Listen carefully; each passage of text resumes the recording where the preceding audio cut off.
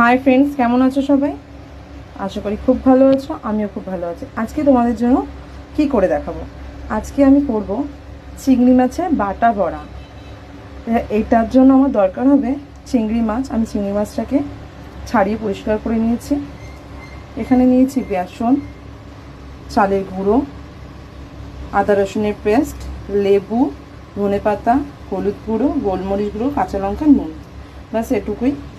তো আমি না আগে লেবুটাকে দিয়ে চিংড়ি মাছটাকে কিছুক্ষণ মাখিয়ে রেখে দিয়েছি, তাহলে চিংড়ি মাছের গায়ে যে আষ্টে গন্ধটা আছে সেটা কেটে যাবে। এবার আমি চিংড়ি মাছটাকে বেটে নেব। দেখো, আমি চিংড়ি মাছটাকে বেটে নিয়েছি। এবার একে একে এর সাথে সব মশলা যেগুলো নিয়েছি সেগুলো মিশিয়ে দেবো, বাট লেবুটা বাদ দিয়ে। লেবুটা আমি চিংড়ি মাছে আগেই মাখিয়ে রেখেছিলাম। চলো এবার মিশিয়ে নিই এক এক করে সব।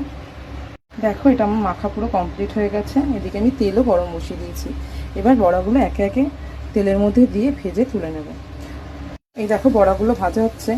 জানো তো, এই চিংড়ি মাছের এটাকে যদি মাছের মাথা দিয়ে, চিংড়ি মাছের মাথা দিয়ে করা যায়, এটা আরও বেশি টেস্টি হয়।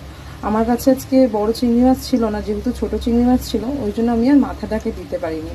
এটা যদি বড় মাছ হতো, বড় মাছের মাথার সুটটাকে আর মাথার খোলসটাকে কেটে দিয়ে ভাজা করলে খুব ভালো লাগে। কারণ কি, মাথায় ঘিলুটা থাকে চিংড়ি মাছের জন্য টেস্ট আরও বেশি হয়। বড়া কমপ্লিট।